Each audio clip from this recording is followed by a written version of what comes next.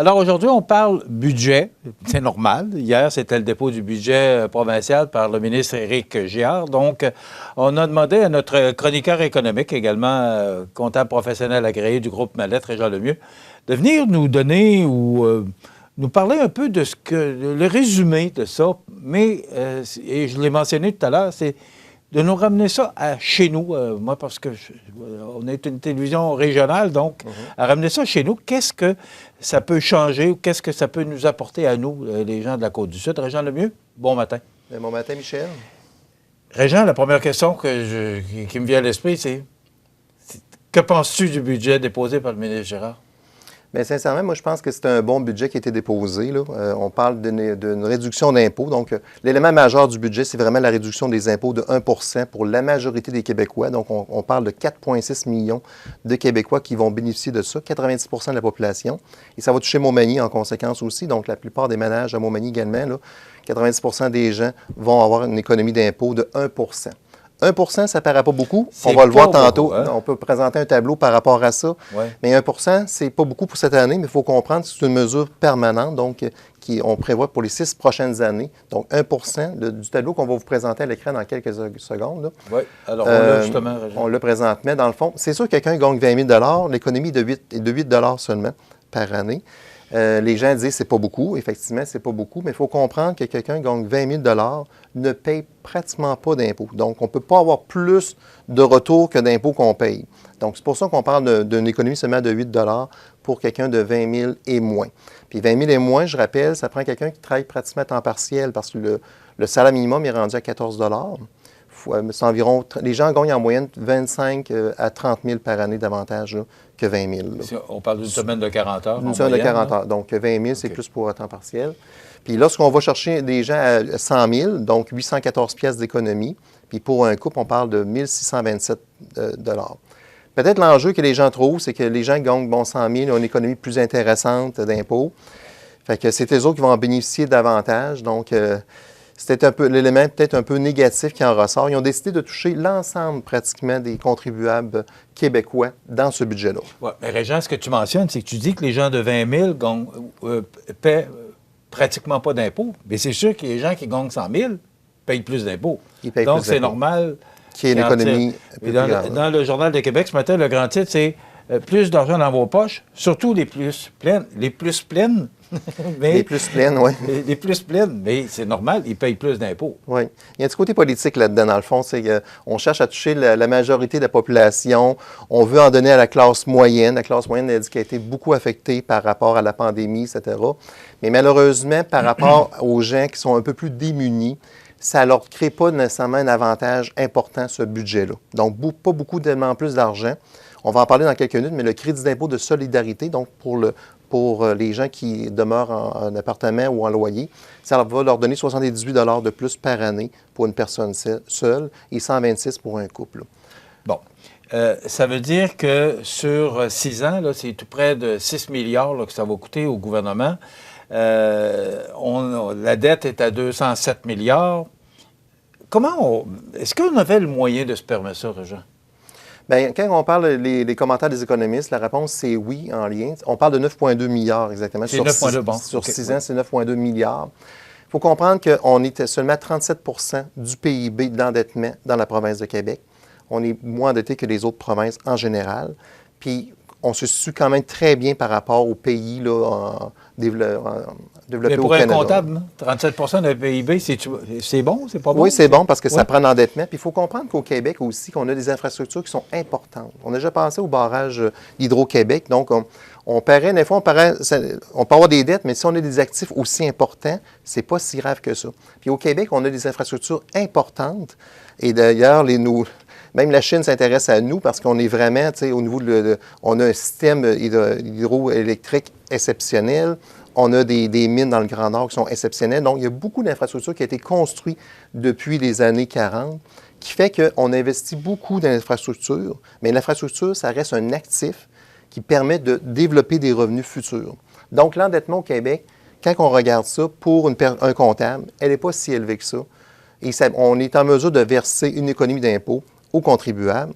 Mais on demeure quand même la province la plus endettée, même après cette baisse. Et la plus taxée. La plus taxée, excusez. Oui. Et la plus taxée, le 1 nous monte pas d'un rang au niveau des plus taxés. Là. On reste la province au Canada la plus taxée. La plus taxée quand même. Ça ne change pas grand-chose. Ça ne change pas grand-chose ce côté-là. OK. Qu'est-ce que tu retiens par ça?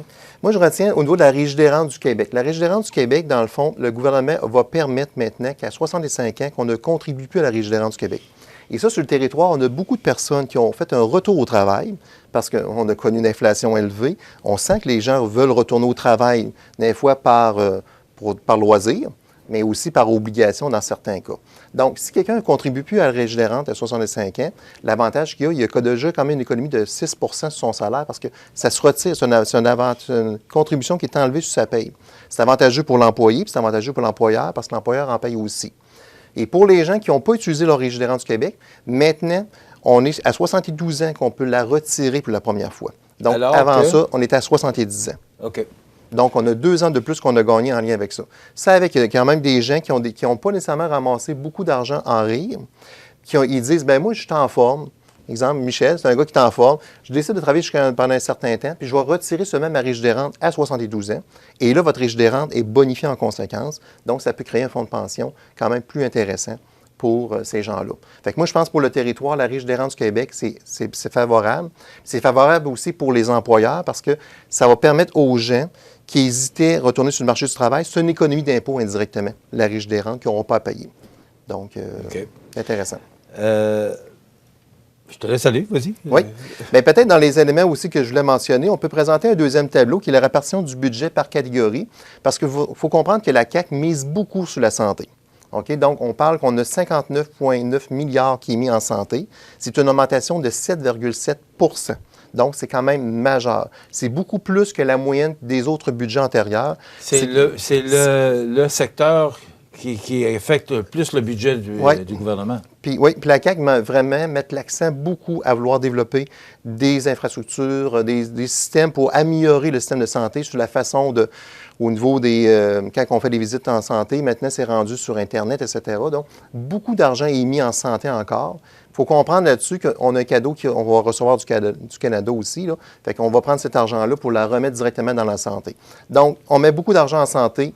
Je pense que ça, c'est une très bonne nouvelle. C'est un bon point que tu apportes là. C'est que l'argent qui vient du fédéral on le retrouve là-dedans. Il est comptabilisé là-dedans pour faire le 7,7 %. OK. Fait que c'est pas nécessairement de l'argent du gouvernement du Québec qui sort, c'est avec l'aide du fédéral. Donc, c'est comme on a reçu un contribuable qui nous aide à venir donner cet argent-là. L'autre élément que je trouve intéressant aussi, l'éducation. Pour moi, l'éducation demeure quand même l'élément de base. Si on veut développer une économie forte, on doit éduquer les gens. Donc, il y a 6 % de plus qui est mis à l'éducation cette année. Donc, ça, c'est excellent. Puis l'enseignement supérieur aussi, là, qui a un autre montant de 5 % qui est mis. Et dans les autres éléments, il y a un petit peu une baisse, là, mais ce n'est pas majeur. Donc, qu'est-ce qu'on doit retenir dans le tableau? 7,7 % qui est mis en santé. Il n'y a pas beaucoup d'argent dans les logements. Il y a pas, on n'a pas parlé d'infrastructure, on n'a pas parlé de troisième lien. Est-ce que c'est normal? Là, on parlait qu'on comptabilisait puis pour que quand le projet va arriver, que l'argent va être mis dans un fonds spécial. Là. Pense quoi de ça? Parce que hier, j'entendais les maires de Québec et Lévis qui n'étaient pas trop heureux de ça. Oui. 2 éléments que les maires n'ont pas aimés présentement, c'est que dans le budget, on n'a pas mis beaucoup d'argent sur les infrastructures au niveau des logements.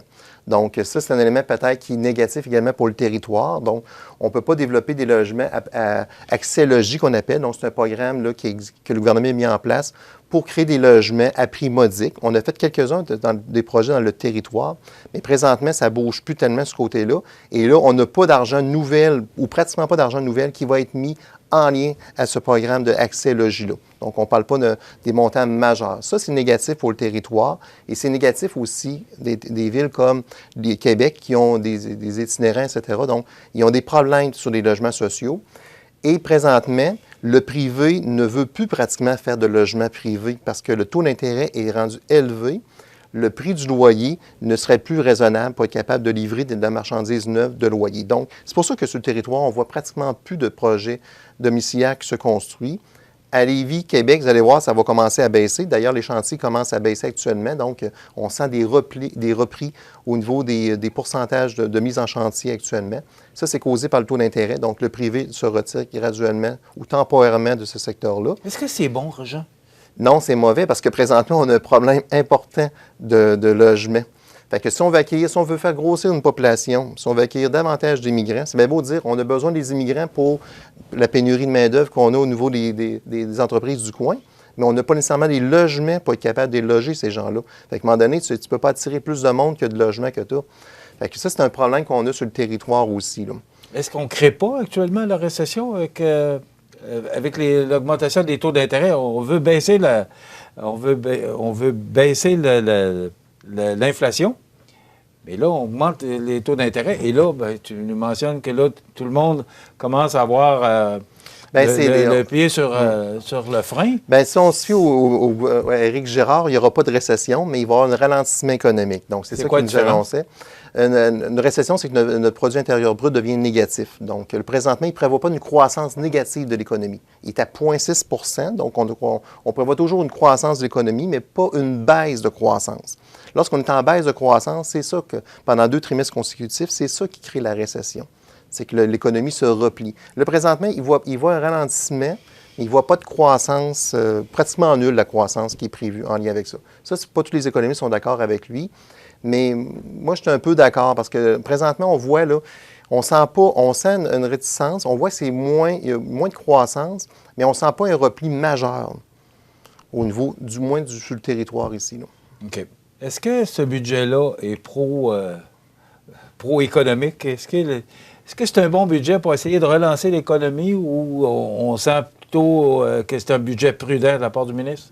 Bien, il y a une relance économique au niveau de la baisse des impôts, parce qu'une baisse des impôts crée plus de revenus disponibles pour le consommateur. On a donné de l'argent aussi aux consommateurs, oui, en plus, d'ailleurs, ils l'ont rappelé, on a donné 2 chèques au cours de l'année passée, et ils l'ont fait une baisse d'impôts. Donc, tous ces éléments-là aident indirectement à faire passer une récession, là, parce qu'on crée plus de revenus disponibles au niveau de la population. Est-ce que ça veut dire, Jean, que le gouvernement a de l'argent? Parce que, bon, tu le mentionnes, il y a eu 2 chèques en 2022, et là, on baisse les impôts de 1 %. Ça veut dire qu'il y a de l'argent dans les coffres, là. Il y a de l'argent dans les coffres, puis il en rentre de plus en plus parce que le taux d'inflation fait rentrer davantage de l'argent dans les coffres parce que le taux d'inflation fait augmenter le prix des produits. Le prix des produits sont taxés, donc ça fait augmenter les taxes qui rentrent au gouvernement. Ça, c'est le premier élément. Deuxièmement, il y a une pression sur les salaires. Les salaires sont plus élevés que d'habitude dans le marché et même le salaire minimum va augmenter aussi.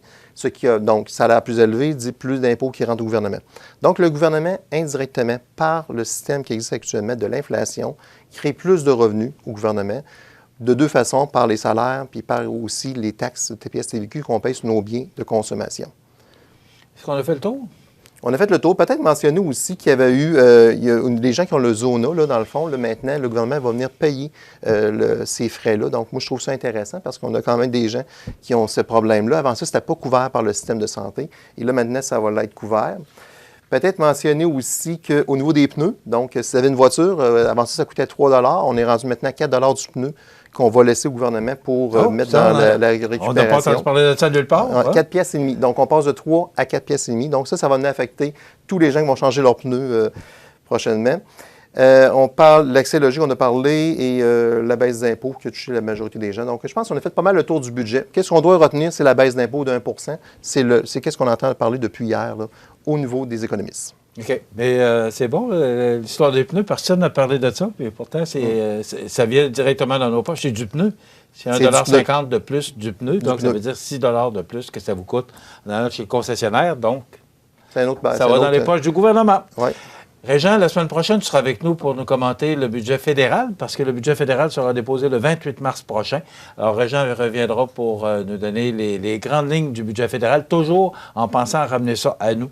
Est-ce que c'est bon pour l'économie du coin, pour la notre région. économie du coin? Merci beaucoup. Merci, Régent Michel. Lemieux, qui est comptable professionnel agréé du groupe Mallette et également notre chroniqueur économique. Voilà, on s'arrête dans quelques instants les grands titres de l'actualité avec Marie-Ève.